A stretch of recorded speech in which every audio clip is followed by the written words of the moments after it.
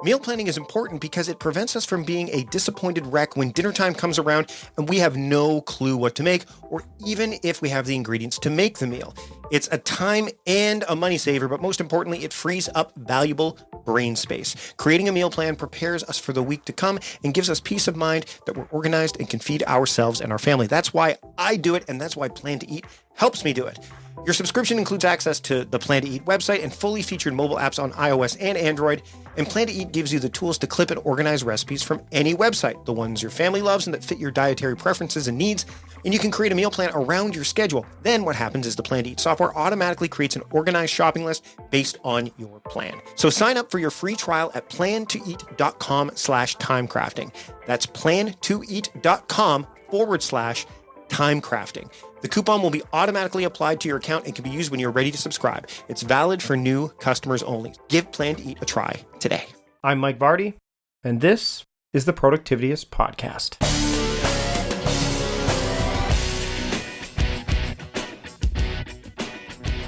Welcome to the Productivityist Podcast. I'm your host, Mike Vardy, and this week on the show, I have Tim Grahl joining me. He's the author of several books, but his most recent that we're going to discuss is Running Down a Dream. Now, right out of the gate, I want to share with you that this conversation was a fantastic one. Tim and I have known each other for a few years now, and, it was one of these conversations I was really looking forward to bringing to you on the podcast today. That said, when I first started chatting with Tim, my microphone settings in Skype went a bit askew, and so you'll hear the first part of this interview is going to have a shallower side of my conversation, the microphone quality. It's because it's recording it on my onboard mic. We correct that later. I caught that later, so you'll catch that.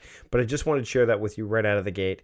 I hope it's not too distracting, but I didn't want to lose this discussion because I think it's a really good one. So we're going to dive into a whole bunch of conversation. Let's just get into it.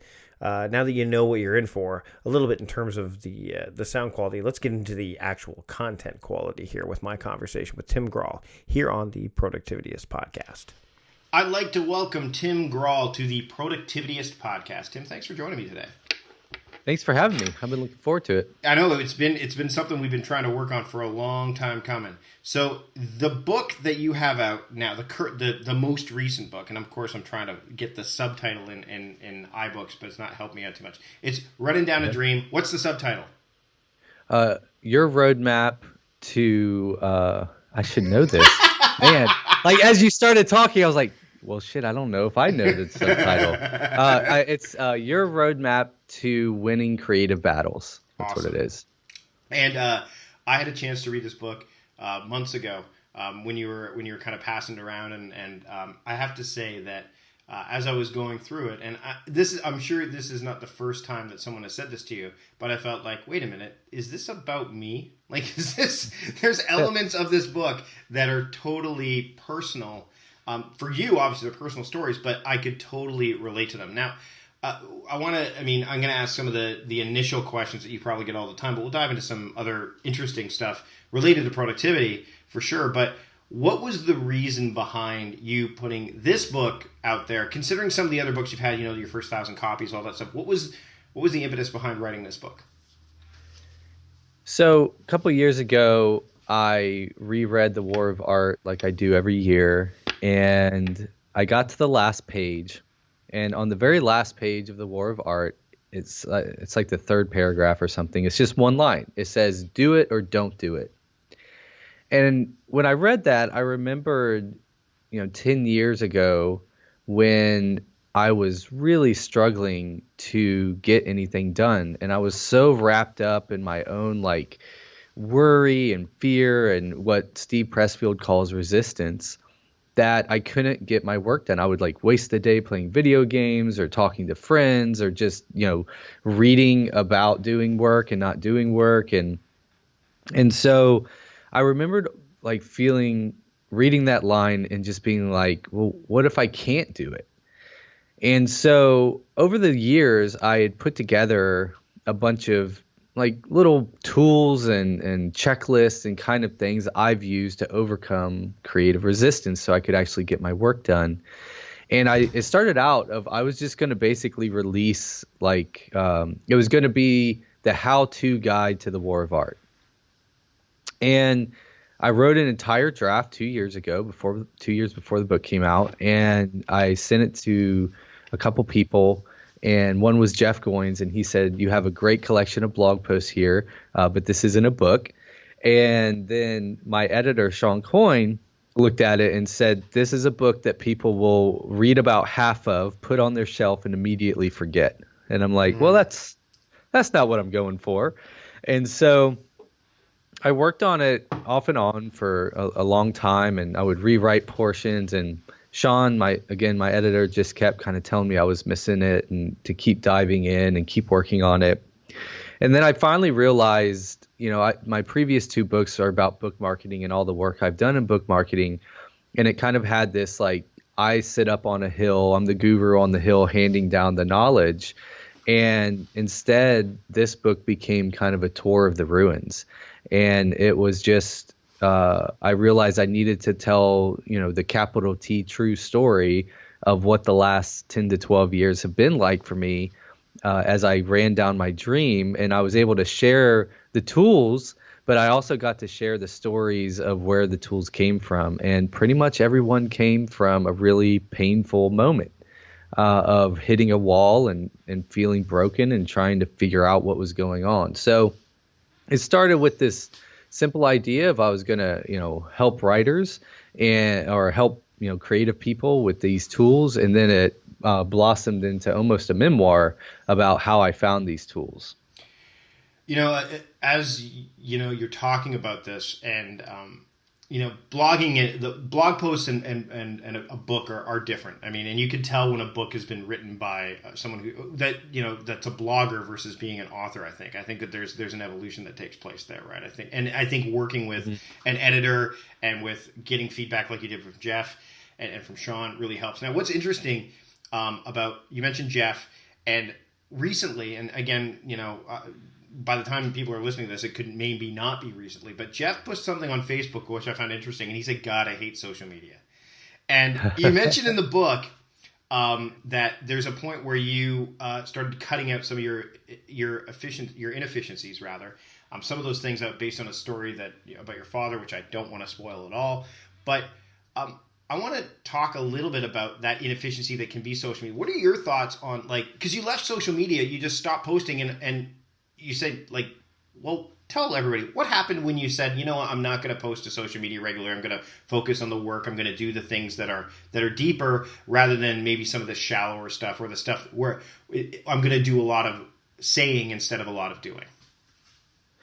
Yeah, what happened was nothing happened. I don't know what I imagined would go wrong, but nothing bad happened.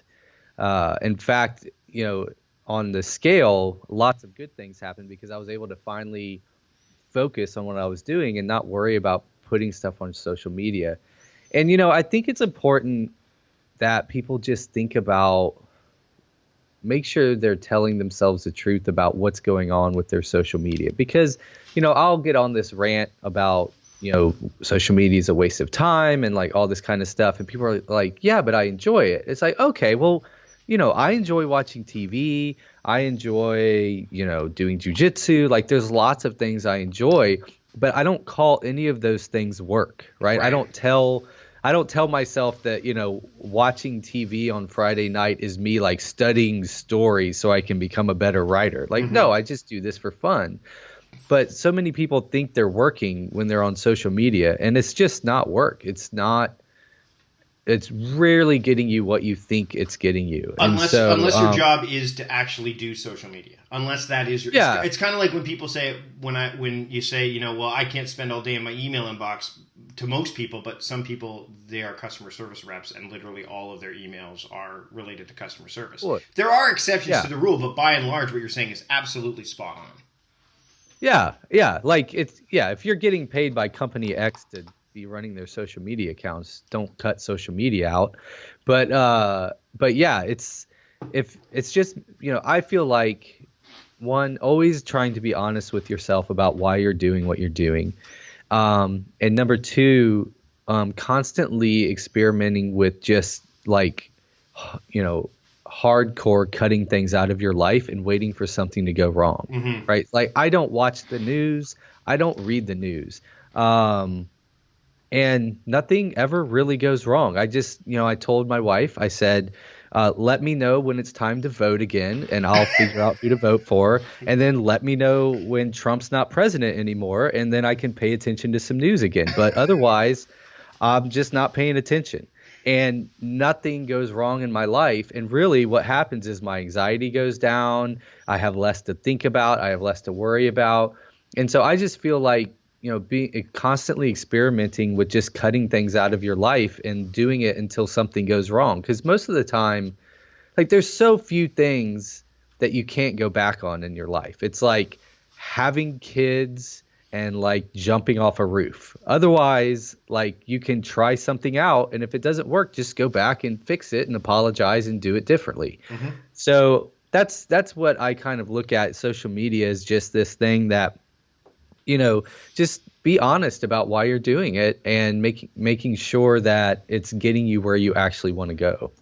Well, and you talk about in the book also about having some time blocks put in place. And the block I'm going to refer to specifically as the writing block, where you said from 9 to 10, that's what you do. I call those horizontal themes because that way they go, basically they're themed across, either all of your work weeks, say 5 days a week, or maybe you do it all 7 days a week. And I mean, people can do that with things like social media or whatever, even the stuff, like you said, that's not work. It's really interesting. Casey Neistat talks about like there's no such thing as free time.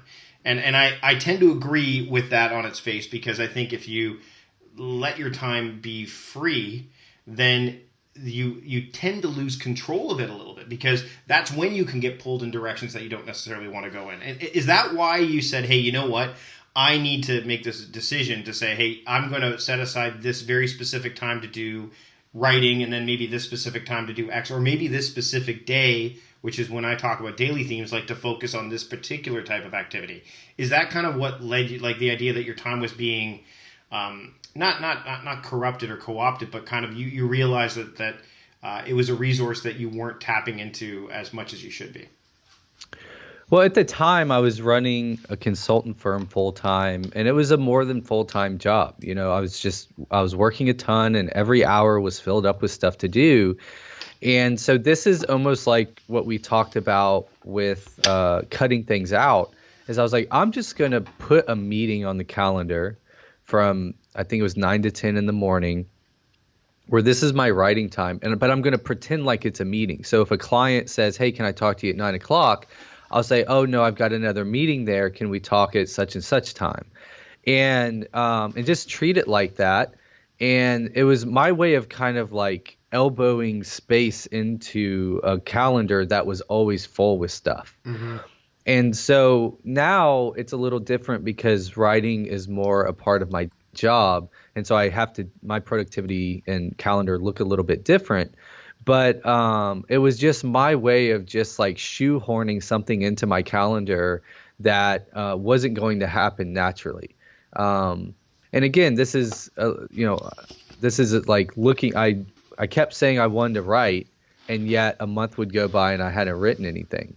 So it's like, okay, what can I do to kind of force myself to at least give this a real try? And so I was like, okay, I'm just going to put it on the calendar. And again, it's like, I'll just put it on the calendar until something blows up. And of course, nothing blew up, and I was able to keep writing. But it was just another experiment to see, okay, maybe this will get me to actually start writing. And so, yeah, I mean, I still do that for certain things. If I just realize, like, if I don't set a time, I'm not going to do it. And so I just start setting times so that I kind of make a deal with myself to show up.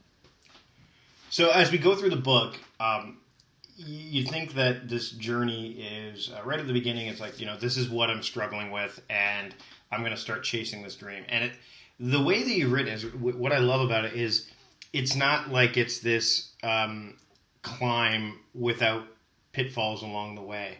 And I have to say, the way that you've crafted it, you're when you're watching a movie, or you're watching maybe some live sporting event, and things are going so well, and then they don't. And then you're like, oh, look, they're making it, and then they don't. It seems like that happened to you several times while you were running down the dream. Like, How many times did it happen in the book where I'm like, oh, Tim fell down again, or Tim isn't satisfied. Like, was it a combination of like both falling down and not being satisfied? Like that journey, it's like that graph that says, you know, the what the journey actually looks like versus what people think it is. Was that, you know, you probably still have that too, where it's like, you know, there are some times where you fall down. When people read this book, what do you want them? What feeling is that a feeling that you wanted them to get, where it's like they're rooting for you, and they see themselves in that situation too, like I did. But also, it's like, man, how many times are you going to fall down and be able to keep going? Yeah, I feel like you know, a lot of times when you read a book, and this is probably how it should be.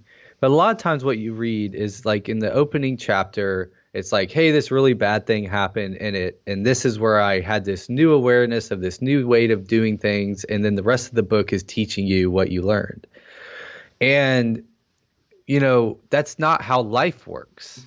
How life works is it's these like incremental changes that are usually brought on by something painful, right? When we're not in pain, we tend to not change because it seems like everything's going fine. So why change? And so I kind of wanted to give what it really looks like. And my goal here was, so Shawn always says that universality comes from specificity. So specificity leads to universality. And what he means by that is the more specific a story, the more universal it becomes. Because it kind of seems counterintuitive, right? We would think, well, we need to keep things broad so more people think it's for them. And in storytelling, it's the opposite. The more like specific you are with your story, the more people see themselves in it. And so one of the things I wanted people to understand is that if you are failing repeatedly, it probably means you're on the right path, not the wrong path, because that is usually how things go. You know, if you look behind all the creative people I've gotten to work with behind the scenes, it is devastating failure after devastating failure, and then from time to time something works.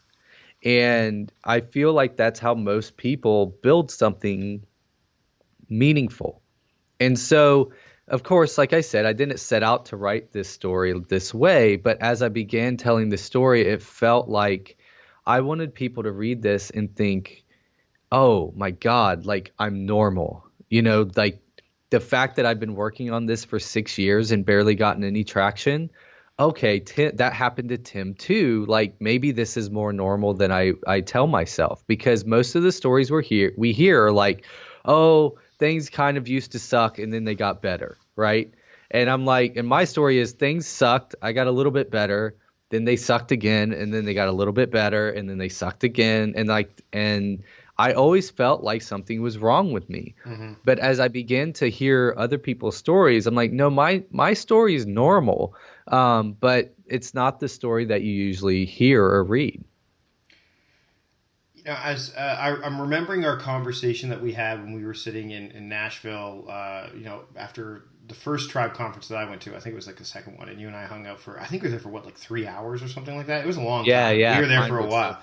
And I'm thinking about, you know, when the people that you surround yourself with, and the conversations that you have with people who get you, quote, end quote. You know, the idea that, because I mean, we're you know, in where I live, in Victoria, there are a few online entrepreneurs, but they're not as vocal or as out there as, say, people that I run into when I go to these conferences. And you and I have talked about, like, you talk about the World Domination Summit in the book, which, you know, I've attended many times, and you've attended several times as well.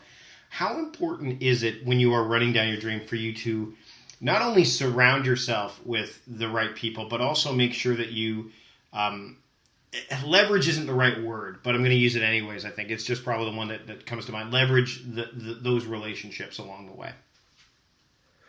Well, I feel like, because I know that word leverage feels a little weird when you think about relationships, but I look at it more as like I'm trying to just become friends with other people that are interested in the same stuff as me.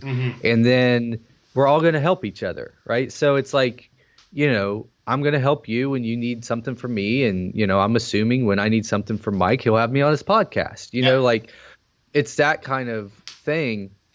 And I feel like it's important. It's important from a practical reason, like we just said, of like, helping each other and having, promoting each other and that kind of thing. But the other is like just feeling normal, right? Human, like it's a human thing, right? Well, I think so. I used to live up till a few years ago. So I live in Nashville now. I used to live in this small city in Virginia, and there was just nobody that did what I did. So nobody really understood what I was trying to do. Nobody really got it. The people that did work for themselves usually like had bought a franchise or were like, not really trying to build something, and run down something interesting. And so I often just felt kind of alone, right? And so at one point, I just reached out to a handful of people I'd met over the years that I also knew lived in towns that were kind of out of the way. And was like, hey, can we just be in a group together where we just talk and help each other? And there were we started this Slack group, and this was early on with Slack. And there would be days that we didn't even talk, but I would leave Slack open and I could see all the little green dots by each of them. And so it's like I'm not alone. Like they're working too. Like we're here doing this thing. We're all trying to do something interesting here. And so I find that, surrounding yourself with other people that are running down a similar dream is helpful, not just because you can help each other, because it allows you to feel like, we're in this together, and we're all trying to do something interesting here. And so, we're going to get there together, if that makes sense. Mm-hmm. Absolutely. What did it feel like when you're done the book? Like as you get to the end of the actual book, reading it, I would imagine, and again, no spoilers, I would imagine that you kind of felt the same way that you intimated at the end of the actual book itself. How did you feel when the book was done? You're holding on to it, or I guess that's a whole different phase. But when you're done the book versus holding on to it versus how did that feel, knowing that maybe that was that's just part of the journey along the way? It was weird because how I finally cracked the book is I was talking with Shawn. We were doing our podcast. We run the Scribd podcast where he teaches me how to write. And we finally cracked the book when I figured out I needed to start with the painful stories, right? The whole thing, like I said, of I'm not the guru on the hill, we're going to tour my ruins. And so writing the book, the version of the book that became the final book, I wrote in 3.5 weeks. It just, as soon as I cracked what it was, I just wrote the whole thing down and kind of, almost in one sitting is what it felt like. But each morning I would drop my kids off at school, and then I'm driving into the office, and I would literally be thinking, okay, what painful story from my past am I going to write about today? And I would be looking at all the tools that I wanted to share, and I would try to remember what kind of led to these things. And so I was having to go back and relive things that I have actively not thought about in years. Right. Possibly even resisted.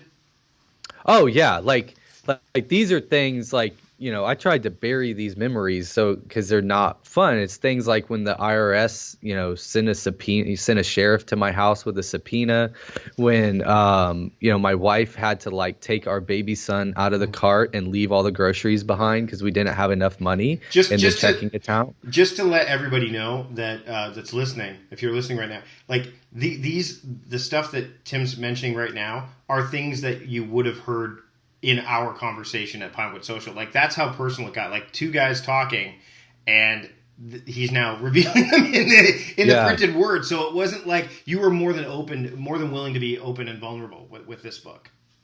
Yeah, and so and there were several times where I'm literally typing it and I'm just crying because I just was remembering what it was like to be in these just horrible places. And so when I finished the book, I literally like wrote the final chapter, and I knew it was done. Like this thing I'd been working on for 2 years, and every time I would write parts of it, I'm like, God, it's not good enough. I knew it wasn't there. I knew it wasn't there. Like I finished the book, and I hadn't shown any of it to Shawn, and I'm like, this book is done. Like I finally did it. And so it just felt like it just felt very good. It was also, I also knew before anybody had seen it, I was like, this is the best writing I've ever done. Like this is the best thing I've ever created. I just knew it in my gut.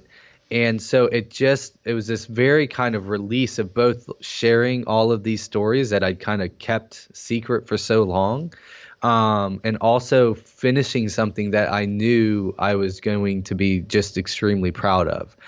And so those things together, when it was done, it just felt like this release of something that was really meaningful in a way that I don't think I've ever experienced in anything else that I've done. So it was just very cathartic. It felt very good, and it felt like I had done. It's hard to put into words, but it's like I had set out to do this thing, and I had done it.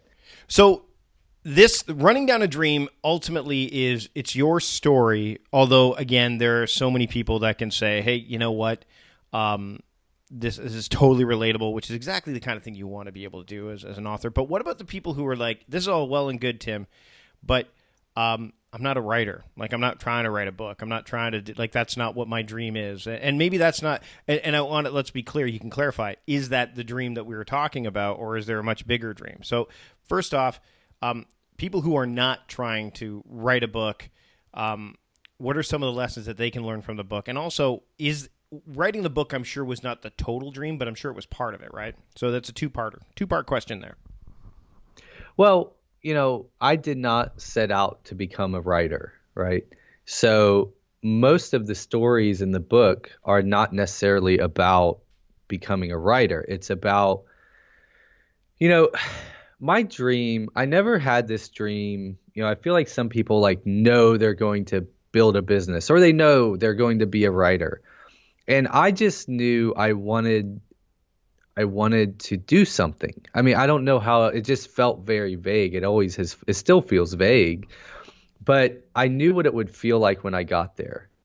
Like I knew I would know once I got there. And I feel like that's what a lot of people experience, is like they just want to release whatever inside of them. And whether that's writing, whether that's singing, whether that's painting, whether that's creating a company, whatever it is, it's about not settling for the easy thing, not settling for, what your parents did, or, not settling for the expectations of other people, but deciding like, I have this thing that I want to do, and I'm going to go do it come hell or high water. And so that's what I feel like the book is about. And while some of the book is about my journey as a writer, there's no writing advice in it. It's about this idea of I'm setting out to run down this dream that nobody else but me understands, nobody else but me is responsible for, and I'm going to do this, or I'm going to die in the process. And so I feel like that's who I was writing it for, is for all of us that are setting out to do this thing that only we really understand why we have to do it. And so that's what I wrote. The whole first part of the book is about me just starting a company and quitting my job. Like there's nothing about writing in there. And I think it's, and I've already had like people that have reached out to me that are painters, that are singers, that are songwriters, that have read the book and are like, I felt like you were telling my story, the same thing. Mm-hmm. And so that's what I wanted to do, was like create something that was both practical, gives you practical things to do to get your work done and get it out in the world, but also give you something relatable, so you feel like, okay, my hope is that people can say, well, if Tim can do this, I can do this too. Right. Now I want to talk a little bit more about inefficiencies and dive a little bit into productivity a bit more. So First off, we're recording a podcast right now, and in the past, what I would do is I would make notes as the podcast is going on, as I'm talking to the guest. I've got my my notebook in front of me. I've got a pen. Sometimes I do it, but I don't do it as much anymore because what I like to do now is I like to go back and listen to the entire interview so that I'm fully present right now chatting with you, and then later I'm fully present listening to us talk so I could figure out, hey, here's what needs to happen. Here's this, here's that. Would you? I don't qualify that as an inefficiency. I used to be like, okay, I need to maximize my time here. So as Tim and I are talking, I'm going to make notes and make bullet points and all that stuff. Would you put yourself in my shoes? Okay, so how have you evolved? Number one, what you believe was an inefficiency, and turns out it's not. Like, and where do you decide that exists? Like for me, again, this is a line I've drawn in the sand to say, you know what, I want to make the best podcast episode possible. So therefore, taking notes during the episode is actually doing a disservice more than a service. So I'm going to, sacrifice or compromise or dedicate the time to actually recording it, and then dedicating another hour to listening to it later. So where did you say, hey, you know what, this is no longer this I thought this was an inefficiency, it's not, or hey, I thought this was something I needed to do, but it's rather inefficient. Like how do you make that distinction? Well, I feel like what you're talking about is actually focusing on what you're trying to accomplish, right? So I'm about to start working with a new contractor, and he sent me his hourly rate, and I said, dude, I don't care what you like. I don't want to buy your time. I want to buy what you're due for me. Like, I want you to, set up my website. Let's say it's building a website. I don't care how long that takes you. I need a website. That's what I'm paying for. Mm-hmm.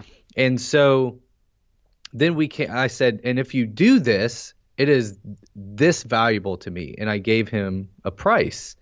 And I said, will you do it for that price? And he said, yes. Right. So I don't care if it takes him an hour, 5 hours, 20 hours, 50 hours. If I get the thing, I don't ask, I don't wonder as I go to the store and buy a new coffee maker, how long they put into making that coffee maker. I'm going to spend as much money as is valuable to me to make coffee. Right. Right. And so, which is really high, but that's a separate thing.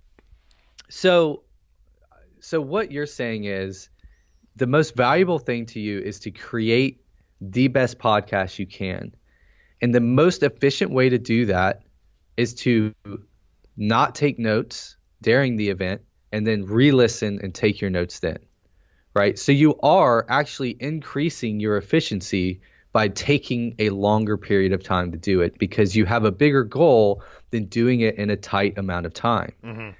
And I think that's how I kind of look at things is, I don't judge my writing by how many words I output because that's not what really matters. I judge my writing by like, did I say what I was trying to say? Did I move the project forward today? Did I, get out, even if I only wrote 300 words, was it the right 300 words? And I look at other things that aren't important as that's where I make up any quote inefficiencies, right? So I don't, like we order meals, I have automated things for my calendar, all this stuff that doesn't actually matter. I try to automate that, get that off my plate, figure out all that stuff, and everything dies to the work. Right. What am I trying to create? What is the best way to create those things? And I'm going to do whatever it takes to create that thing, right? Like running down a dream, I could have published it a year and a half earlier. Like the book was done, but it wasn't what I wanted it to be yet. Mm-hmm. And so I took another year and a half. I mean, the book's only, I think, like 40,000 words, but I wrote over 120,000 words. And I threw it all away because it wasn't good enough. Now, was that inefficient? Okay, maybe. But what it was what it took to create the thing I'm trying to create. And so I think some people, and I've done, we've all fallen in this trap of just like being as efficient as possible. The most efficient way to get my kids to school would be to like hire somebody to drive them to school for me. But then I would miss all of that time sitting with them in the car talking. Right. Right. So it's like it is extremely inefficient for me to drive them to school. And yet I do it anyway because I have a higher goal. So I think always being very clear on what you're trying to accomplish, and then, you do what it takes to serve that thing, right? Mm-hmm. Yep. That to me is the important thing, right? This is why like I hire people to clean my house, because I don't care about that. And like me cleaning the house is not getting me anything anywhere closer to something I want in life. It's just this annoying thing that needs to be done. So I don't do it anymore. And so it's those kind of things, just like it's not, I don't judge efficiency just by how much time something makes. It's how is it getting me to create the thing that I want to create. Right. So it's basically driven by intention, like that. And I think that's a really important distinction, because I think a lot of people look for how to be more efficient, and they think that productivity is derived by efficiency and effectiveness. And you could be efficient about the wrong things, and you could be effective about the wrong things. But ultimately, it's about, hey, what are you ultimately trying? Like, what's your objective? Like, what are you trying to accomplish? Whether it's in the short term or the long term, or in the in between term, whatever. It's so. I mean, again, and it's funny because you're like you said, we all get caught in that trap. Me saying, hey, you know what? I'm going to take notes during this because I want to make sure I'm being more efficient, and then realizing, you know what? I'm not doing as good a job with making the podcast what it could, should, and can be. And like you said, writing 120,000 words and tossing them away to ultimately end up with the book you really wanted, the book that you not only you are happy with, but countless others are happy with, I think it is really an important distinction. Now, you talk about the writing time between 9 and 10, and how making that habitual is really important. Are you a routines-driven type of person? You mentioned, like one of the things I do every Wednesday, which is my podcast. I do this every day of the week, but I know that I set out my clothes the night before every single day, and I actually have gone one step beyond that, possibly crazy, but I do this anyways. Is I have different T-shirts that I know have different meanings, so they are worn on very specific days of the week. So, for example, right now I'm wearing my Marvel Black Bolt T-shirt, because today's my audio day, and Black Bolt's power is that if he uses his voice, then he can do a lot of damage. That's his superpower. So that, to me, is relationship to my audio day, which is Wednesday. I know, super nerdy, but it makes it so that I don't have to think about what shirt I will wear Wednesday. And I actually have a second shirt that I wear Wednesday, too, that's already also related to audio. So every day of the week, I have like shirts that, like my ConvertKit shirts, Teach Everything You Know. Thursday's my training day. I wear that shirt because that's the shirt that makes sense on that day. Do you have routines in place, number one? And do you have triggers like I do that allow you to remove those, eliminate decision fatigue, or at least lessen it a bit? Yeah. I talk about this in the book a little bit about trying to make as many decisions for the future version of myself as possible. Right. So today I was talking to a buddy of mine who's a musician, and I was telling him how like trying to live his life would drive me insane, because it's like he won't have anything to do for 2 days, and then he'll be up till 1 a.m. playing a gig. And it's like all random, and my schedule is extremely regimented. Like probably 90% of the time, I'm in the same place, the same day, at the same time, every time. Like whether it's working out, picking up my kids, working, writing, I might switch coffee shops. Otherwise, I don't even have to think about my day. It's already planned. So I do a similar thing with clothes, not quite as nerdy as yours, but I literally have 2 pairs of jeans and about 10 or 12 different colors of the same T-shirt from Target. And I have a couple different pairs of shoes, and I literally just jeans, shirt, shoes, like every day, Yep. Same thing. And I do the same thing with meals. I do the same thing. And this is what we were talking about a minute ago, of these things are not important. Right. What I wear every day is not important. trying to decide how to spend my time each day is not what I need to be spending my time on. So that stuff I ruthlessly create efficiency around. And by the way, just to harken back to something you said earlier about social media and what happened when you stopped posting to social media, nothing. Like, people don't look at you and go, wow, Tim, you wear the same clothes every day, and I'm not going to work with you, or I'm not going to follow you. Like, no one cares about stuff, right? Like, so it truly is not important. I mean, there's reasons why capsule wardrobes are a big deal right now, because people are like 33 articles of clothes. No one pays attention. Like, wow, that's a completely different outfit that you wore. You've not been wearing the same outfit for 43 days straight. That's amazing. No one pays attention to that crap. Well, and I want to distinguish here between like, if you think it's important, that's fine. Right. Just understand that you're doing it because you want to, which, I think a lot of times when we get into this efficiency productivity thing, we start feeling like just because we want to do something is not a good enough reason to do it. Mm-hmm. And my thing is like, look, do whatever you want. Just tell yourself the truth about it. Right. Right. So if it makes you feel good to spend 45 minutes getting ready in the morning, do it. Yep. Just know you're doing it for you, not for other people, or it's not going to like get you clients or whatever.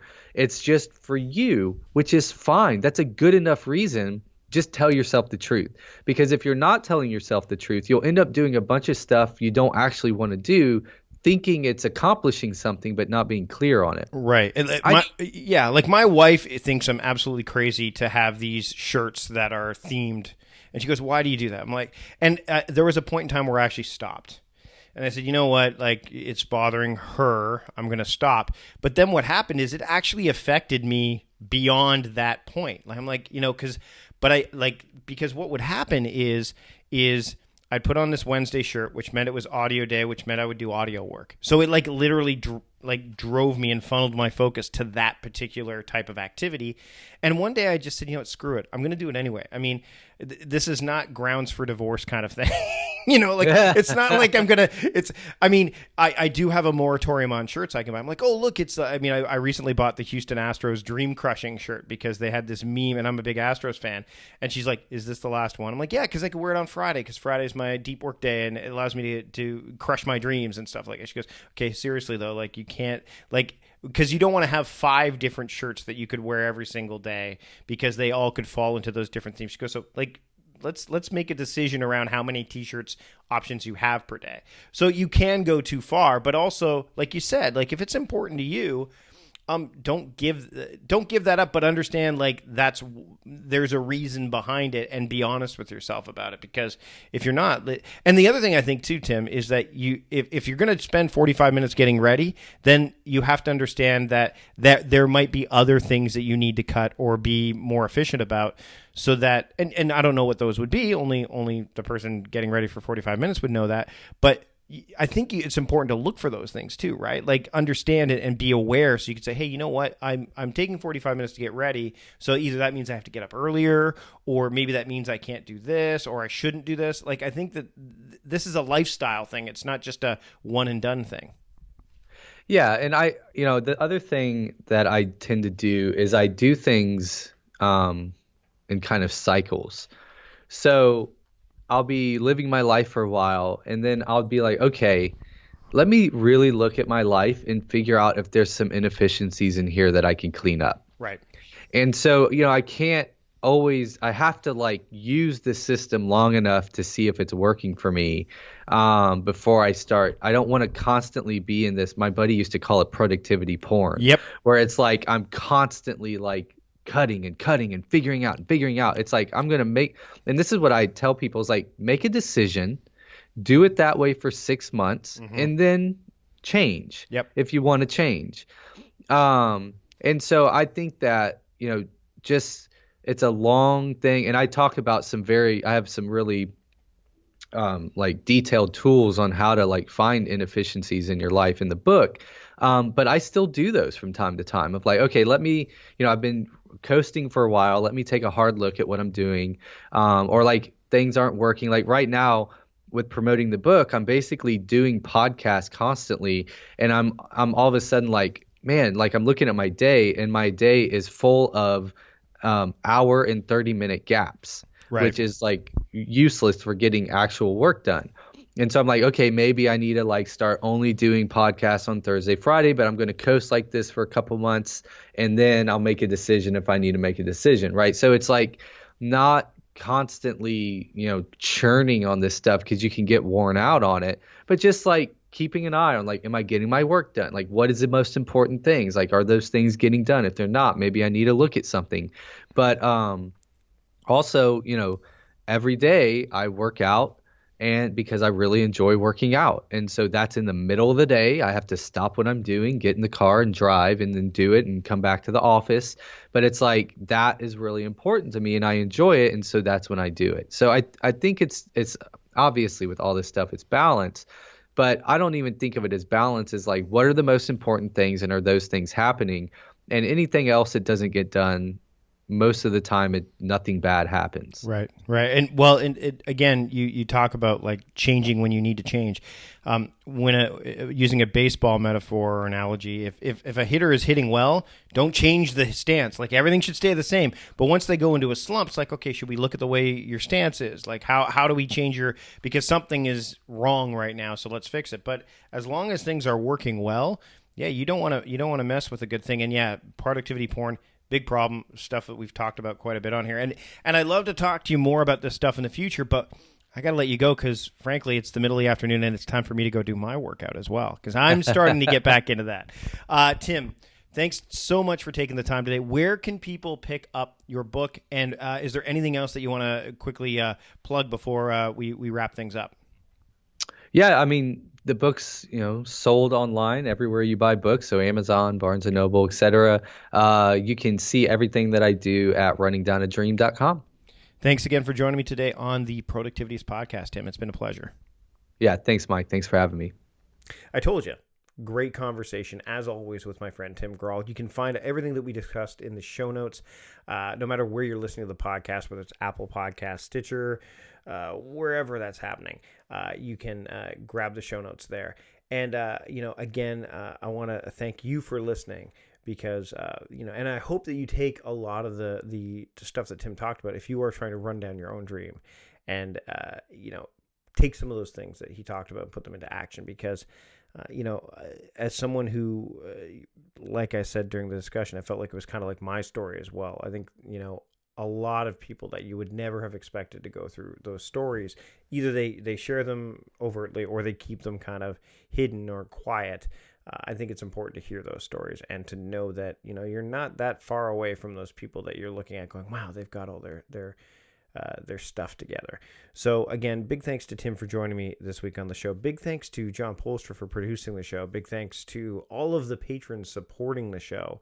And if you are a patron, of course, I thank you for your continued support. If you want to learn more about that, go to productivityist.com/membership. You can learn more about that. And if you want to become a member, you can do that. But if you just want to rate and review the show, and again, keeping the microphone quality aside, believe me, I know that that's something that would affect things over the long term. But if you're enjoying the show, this is not your first episode you've listened to, or you want to listen to more, than subscribe. And if you really like the show, then rate and review the show and wherever you're listening to podcasts. It just helps people find the show. It helps me and John make the show better. And that's really what we want to do here. So again, thanks for listening. Until next time, I'm Mike Vardy, the host of the Productivityist podcast, reminding you to stop guessing and start going.